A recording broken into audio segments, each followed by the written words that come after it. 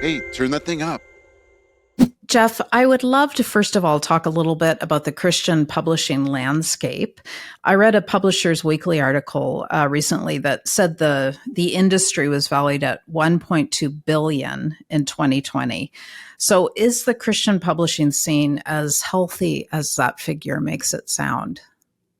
It is, that's an accurate figure. It's not necessarily just Christian publishing, but religion, more broadly speaking. But certainly the Christian subset of that is the largest and has been for some time. The last 9 months or so have not been kind to the category. Things have dipped down, between 4 and 7% in calendar year 2023, but it's been particularly hard the last 9 months or so. Is it healthy? I would say yes, Karen. It's healthy.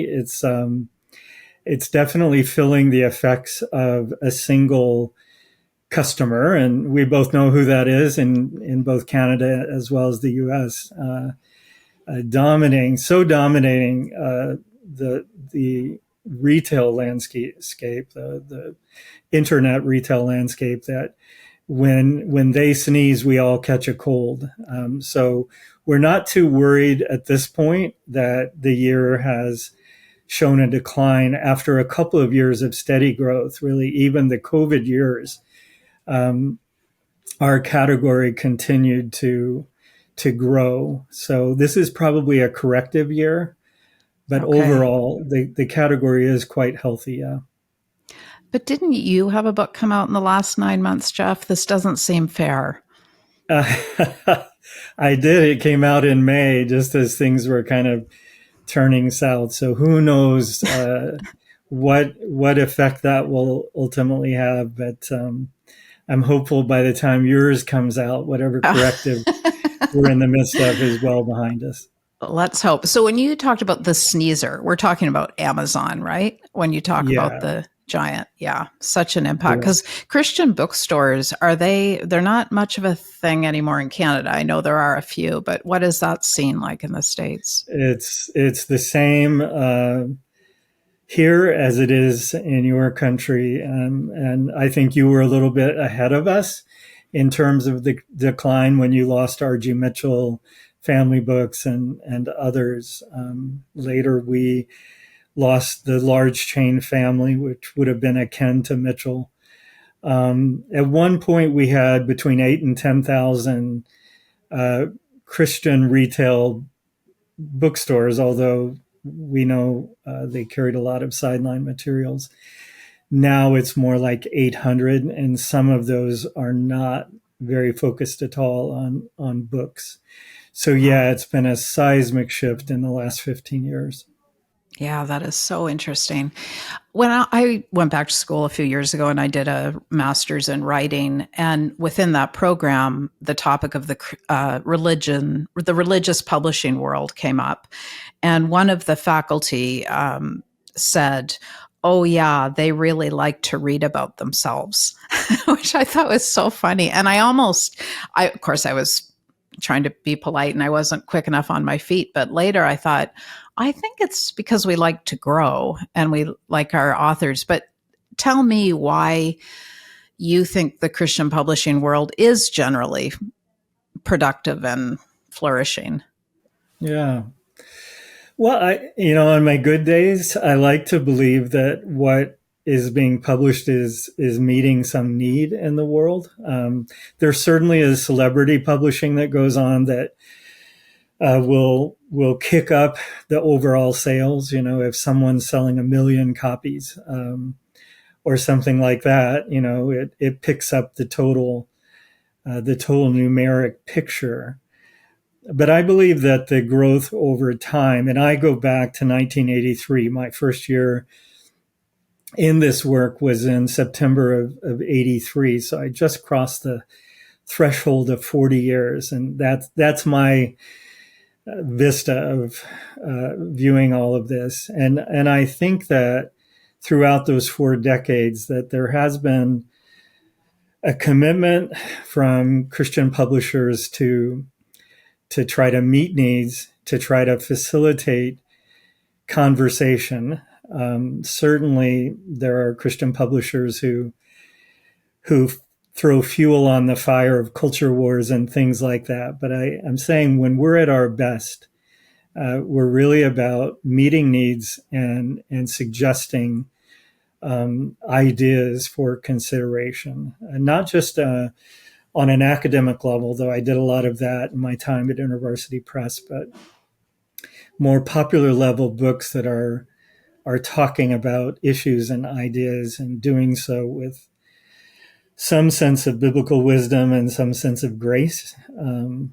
So it's not the growth and the flourishing isn't because the companies that produce these books are necessarily well-heeled or, deep pockets to finance things. But I think that there is, by and large, a missiological nature to what we are trying to do, at least when we're at our best. Yeah, I love that phrase, when we're at our best. That is a great way of saying it. And I wanted to ask you about the publishing of big name people and the celebrity culture, which is pretty particular to American evangelicalism. I think it's not that we're immune to it, and it's not that Canadians don't read a lot of American evangelical books. That's for sure. But is there a little more caution now in the air with publishers choosing to publish someone just because they have the biggest church or something, given what we've seen with people, falling, so to speak? I sure hope so. And I would say, I believe so. I just had a woman named Caitlin Beatty, who happens to be the editorial director at Brazos Press in Grand Rapids, Michigan, but she's also an author, a former journalist with Christianity Today. And I invited her to speak at the ECPA C-Suite Symposium. And I did that because I was so taken by her book, Celebrities for Jesus. I believe the subtitle is something like "Our Personas, Platforms, and Profits Harming the Church." Yeah. And so here is a woman who is working within our industry, if I can call it that. And she's publishing a book that is being given birth by a member of our Christian publishing industry. And it is a profound critique of the very thing that you're talking about. And I had her come in September in San Antonio at this event. And in her opening remarks, she said something to the effect of, I think Jeff Crosby invited me to come so that I could say things that he wants to say and can't. And that took me back just for a moment. I thought, wait a minute, I've been saying things like this, but I get what she was after. That it is hard for those of us who are in the midst of Christian publishing to critique our sisters and brothers who are also doing this work, with whom we may take issue with some of the focus on these big name celebrity. Oftentimes, I probably shouldn't have said that, but sometimes they don't even write their own books, and yet there is a profitability factor for a time. I think there's a reckoning going on. I think that a lot of us doing this work are really taking a hard look at the platforms that we're requiring, or at least we're often asking for from our authors, and taking a step back and looking.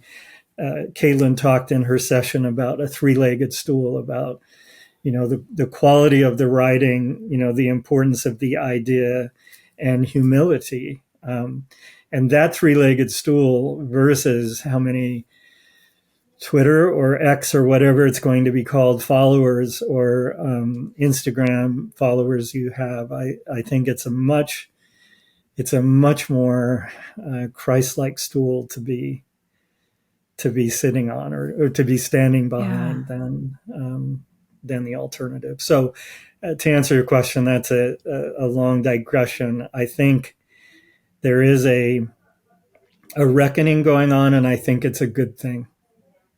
You know, it's so interesting that humility would be one of those legs of the stool, because my experience as a first time author a couple of years ago was this work of pushing the book out into the world and kind of almost expecting my friends to share and post and review and, you know, give the star ratings on Goodreads and Amazon and so on. It's so painful. And it's across my mind that other people don't get to do this with their work, that they don't get to ask their friends to make their careers better or something usually. And it just feels so strange as a Christian author to do that. And yet that is what we're asked to do by our publishers. Yeah. I was grateful when I began meeting with Broadleaf once the editorial work on the language of the soul was done, and I shifted to marketing and publicity. I just had a candid conversation with their team, and I was delighted when I was told, we only want you to do that which you deem authentic to who you are. It was music to my ears, and even with that release or that permission from them, you're right. You probably were one of the people asked to do, some kind gesture, and there were a dozen or so others, and it did feel odd. On the other hand, most of them were very gracious in saying, "I'd love to help in whatever way I can." So, the old phrase, "it takes a village," is right with books. And I think choosing the people that you wish to help you or to come alongside you is important.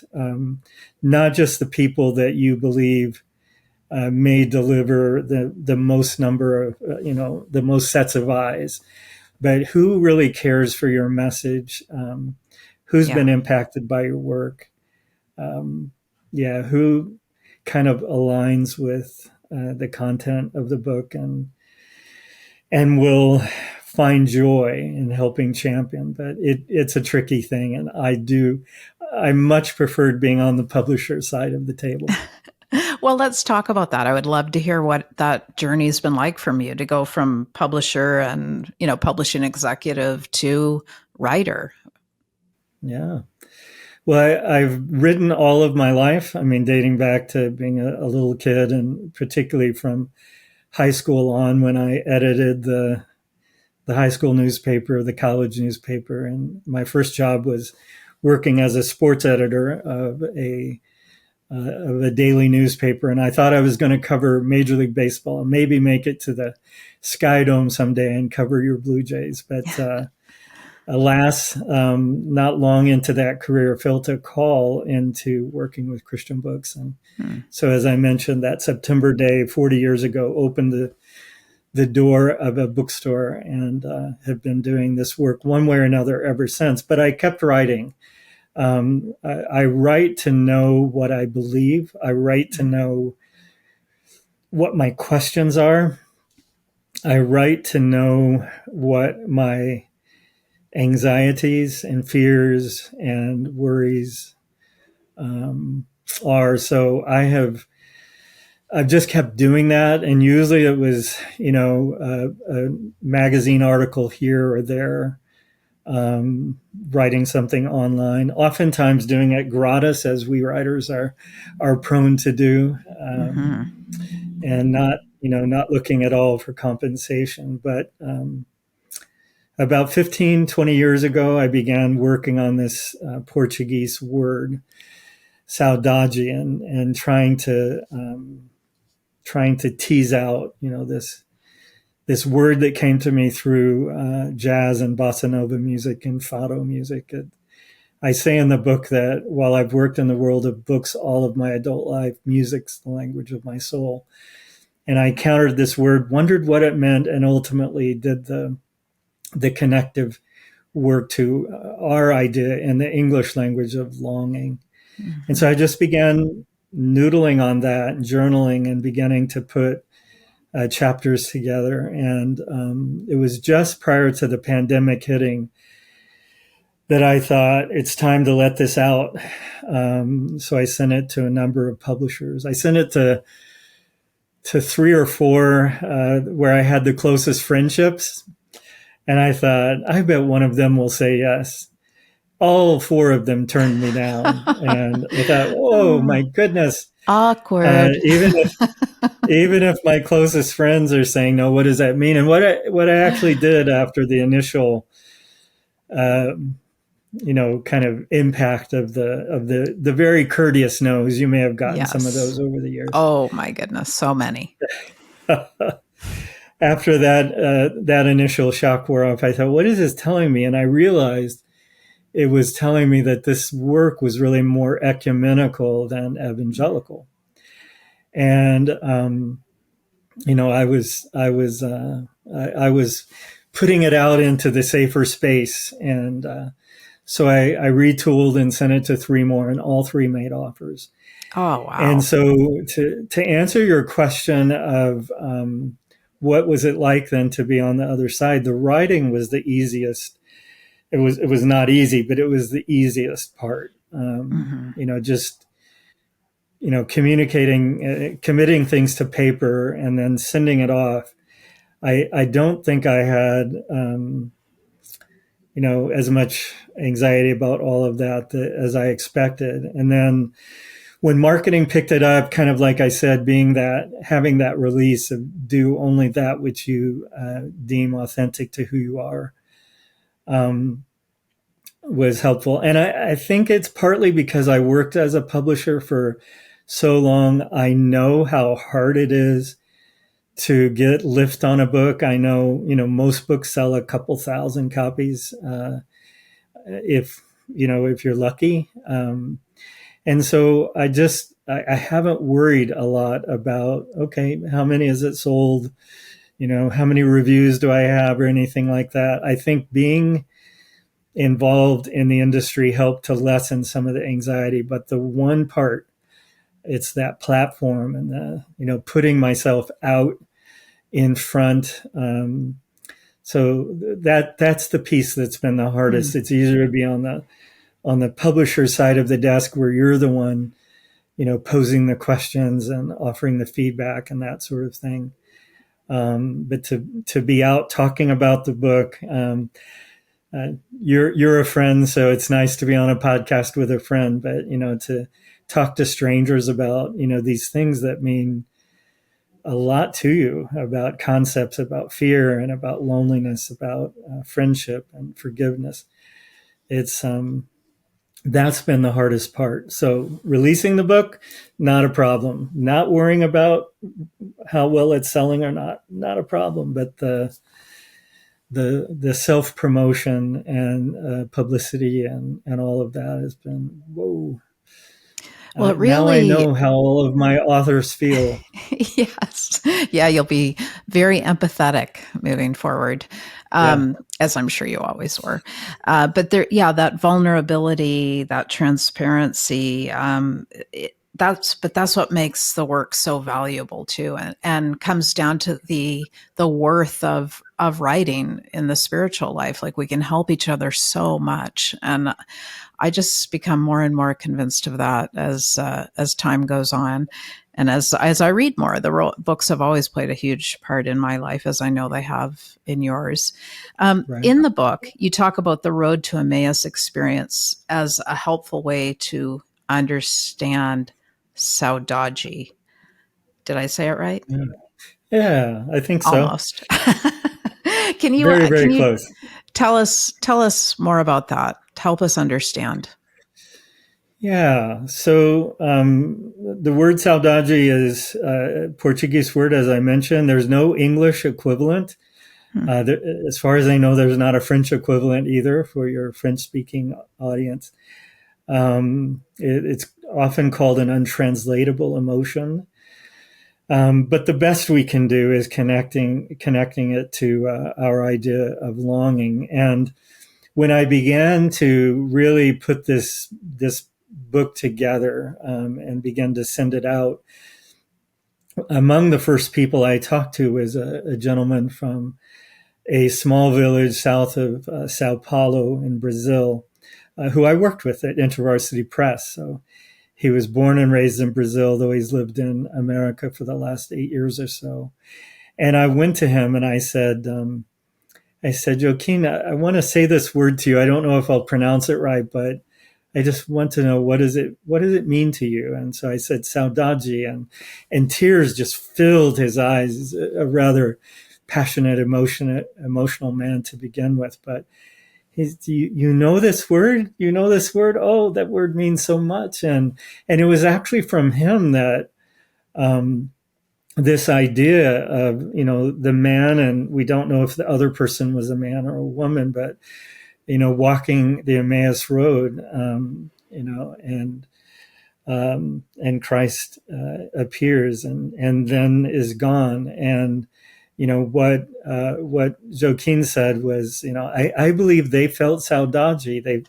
They felt this deep longing for that person that had meant so much to them. And so, when Joaquin said that to me, I thought, oh my goodness, that never occurred to me. And I realized how much I view even scripture through a Western or probably an American lens. So that's where it came from, is from my friend Joaquin, who probably as much as anyone inspired me to continue on and to get this book done. But what I try to do in the book with that word and then the 10 longings that are connected, beginning with a longing for home and concluding with a longing for heaven, is that, God meets us in the midst of those longings, in the midst of our saudade, a longing for a person, a place, a time, that we once knew, and we want to know again. And so hopefully I have handled it well. I'm sure a Portuguese writer would be able to go even deeper, but that's kind of came through music, and then the seed was watered through my friendship with Joaquin, and now it's out in the Jeff, I world think doing whatever work it does. I still have this relic, maybe from some stern Sunday school teacher when I was a child, that longings are to be squished down, you know, Yeah, and sacrificed or something. But your book, The Language of the Soul, meeting God in the longings of our hearts. I mean, that's sometimes subtitles aren't great. Your subtitle is great because it really captures, I think, what you're showing us, that our longings tell us something important about ourselves and about God. And I that is so refreshing and beautiful. Can you just explore that a little bit more about how our longings lead us to God and they're not a distraction. They're a doorway, I think. yeah, yeah. In a lot of places where I've been out talking about this book and the ideas in it, I asked the question of people in an audience, whether large or smaller, um, you know, have you grown up thinking that longings are a friend or a foe, or are they both? And the conversations that have arisen out of that have been really, really beautiful. I think the most common response is that they're both. But for some, the very idea of us tending to our own longings is anathema. It's self preoccupation, and it's selfishness, and at best, or leading us into unfaithfulness at worst.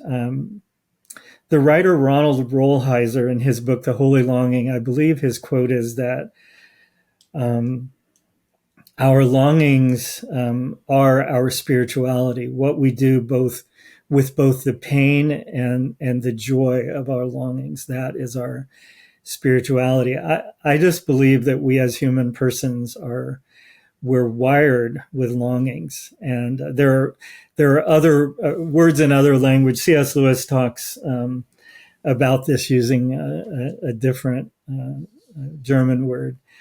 We're wired with the longings, and even if we do try to, as you said, squish them down, believing from our flannel graph Sunday school classes that that's what we're supposed to do, they pop up, they pop out, they're going to gain our attention one way or another. And so what I'm suggesting is that there are Christian spiritual formation practices that have enabled me, and I believe saints and sinners that came before me and that will come after me, to tend to the longings of the soul. So, for example, the chapter the hardest one to write was the chapter on fear and anxiety.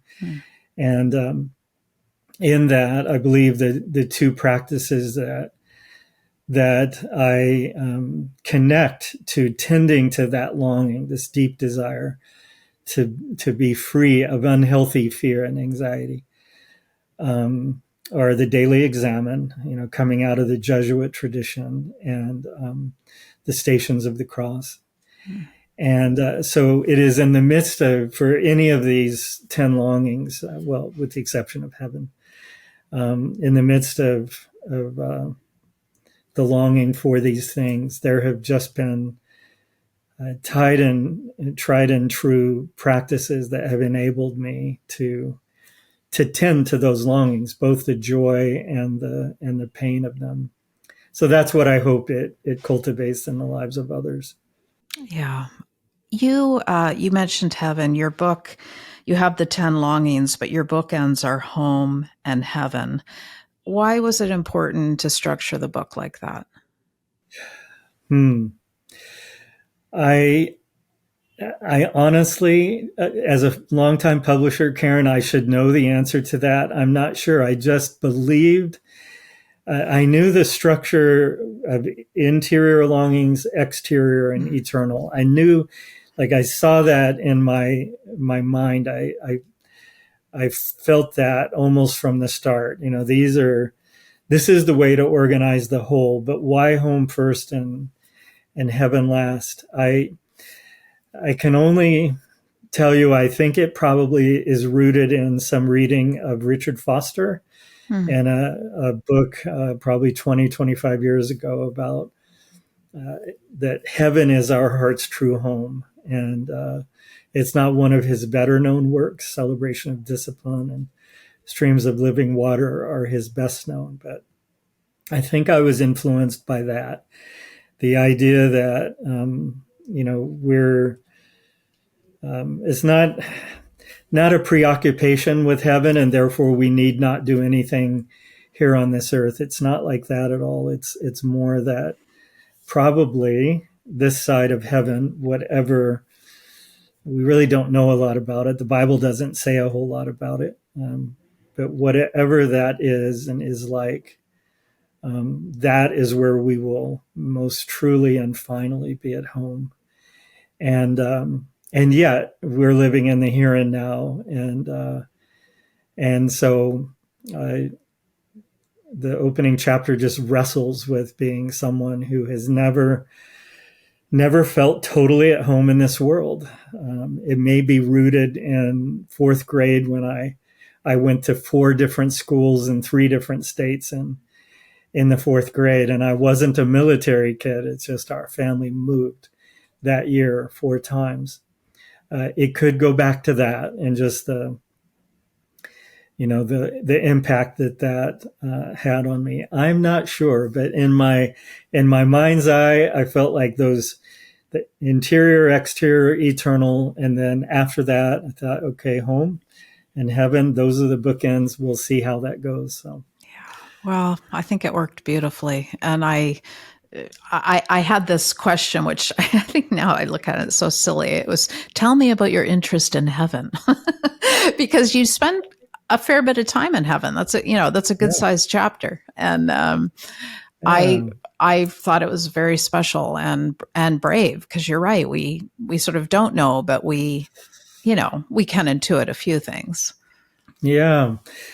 Yeah, so many of the passages that talk about heaven in the Bible are actually, it's more about the cosmos, more about the dwelling place of God, and it's very ethereal. And I didn't grow up in the church. Many of your listeners may have done that. I came to faith as an adult, but when I did, most of the sermons that I heard as a young adult on heaven were really more about hell, about the thing to avoid, and the fear and things like that. And so I wouldn't say I came to the writing with a very healthy view or deep understanding. And so, like I said earlier, I write to know, what do I Mm. believe and what are my questions. I thought about leaving heaven out because you can easily get yourself in trouble talking about it. But something told me that connecting home, as Foster Mm. did, to heaven was worth the risk. I think one of the other things is, as I referenced briefly in the book, the person who did lead me to faith as a teenager later died by suicide, and that just for a period of time it sort of wrecked me. Yeah. This person who had told me about purpose and joy and hope and all of these things that felt so beautiful and so important. It was only 4 or 5 years later that he took his own life. And Mm. so I think as was true of his family, who I remain in touch with, they didn't really grapple, as so often happens with death by suicide. You just kind of, you don't talk about the people, you don't think about it, and you just kind of compartmentalize. And I think I did that as it related to the person who had told me for the very first time in my life about Christ, about scripture, about salvation, about hope. So I think the writing of the chapter was in part to finally come to terms with that. And I've had a beautiful conversation subsequent to the book being out with that person's mother, Oh, wow. where for the first time we have actually been able to talk about her son, and it. So if Mm. nothing else happens as a result of having included that chapter, that will have been worthwhile. Yeah, that's beautiful. Well, it helped me. You write about the role of music in your book. Your book contains playlists, which is so cool. And I know you're writing a book about music right now, and I think the role it plays. Tell us a little bit about that. Yeah, it'll come out in, I think, the fall of 2025. The working title is "The Spirit in the Sky." That's great. Popular music and the search for transcendence. It could change. The title is a riff on a 1974 song, I believe it was, I remember by it well. Norman Greenbaum. So even Canadians, right? You would have known that. Oh, yeah. Which probably had no intention of actually, ever being in a book someday by a Christian author. But nonetheless, The Spirit in the Sky, popular music in the search for transcendence, where I'm looking at 18 artists, most of whom are fairly commonly known, at least among boomers and hopefully Gen X, and then maybe their children or grandchildren. So it's divided into um, three sections again: a singer songwriter. So they're an artist like Bruce Coburn from Ottawa, Canada. Mm-hmm. Originally will be there, and Bob Dylan and others, Van Morrison. The middle section is bands like U2 and the Beatles, with a special emphasis on George Harrison. And then the third section is R&B, Bill Withers, Marvin Gaye, Aretha Franklin, and people like that. And what I'm trying to do is it's almost like a flip of the language of the soul, where Spiritual formation was the primary, and music was sort of secondary or supplementary. In this case, the music is primary, and the spirituality of those artists, many of which were not Christian, of course, but at least my take on their spirituality and how that impacted multiple generations, including myself. It was through music and this friend that we spoke about a moment ago that I came to faith. It actually wasn't through books. Books came later. So the chapters will have brief biographical vignettes of each of the artists, but mostly it'll be kind of mining the spirituality resident in their songs, and then how did that impact people like me. Oh, that So it's sounds a fun great. project. Yeah, I will look forward to reading that for sure. One last question, Jeff. When I talk to you, I mean, we share our love of books, of course. So I guess we're kind of book nerds. But when I meet somebody, and this is like kind of a confession, and I'm sort of becoming friends with them, and I discover that they don't read, I Yeah. almost feel like, why go any further with What's the this? point? Exactly. I guess we can't really be friends. Reading is just so central to some of our lives. And reading as a spiritual discipline, I know you believe in that. Can you just let's encourage our would-be friends out there who maybe aren't big readers, or maybe they've fallen away. A lot of people have just fallen away with digital stuff. Encourage us Yeah. in our reading. Yeah. Well, that's actually the next project that's going to come out is on that very subject. So I'm really, I'm kind of in the midst of that even more than the music. Yeah. I believe books change lives, even though I just acknowledge that, music was at the point of the spear, and then books came shortly thereafter. I believe that they change lives. I believe that they broaden in a way that almost nothing else does. Perhaps travel might be another way. It broadens our understanding of the world. It broadens our understanding of human persons. I remember traveling to Kazakhstan on a short trip as a part of a faculty of a Christian college, and never imagined I would ever be in that former Soviet republic. But doing so and living there for a month and encountering the people and the culture and the food and all of that.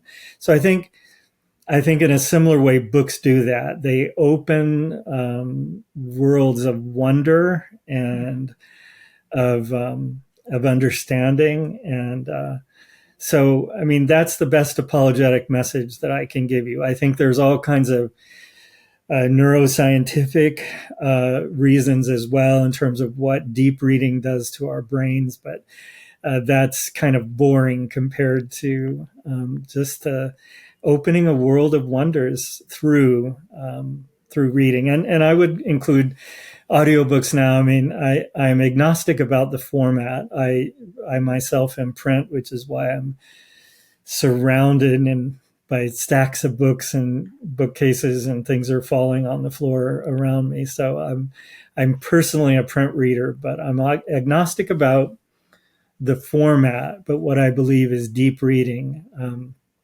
is the thing. So not just read to say we've done it. Oh yeah, checking off a box, posting a Goodreads, but spending time. And I journal when I read, so I have some sense of a record of what spoke to me, and I can go back to that time and again. Those are some of the things that come to my mind. The most interesting people that I meet, and including people like you, are readers, and they're curious. Their minds are alive, their hearts are alive, and when I do encounter in my life that rare person who will confess to me that they're not a reader, and I do get them now and then, I think, oh my goodness, what you are missing here. Let me put this book in your hand. And I try to convert them. And Yes. I'm never going to stop trying to do that. I am with you.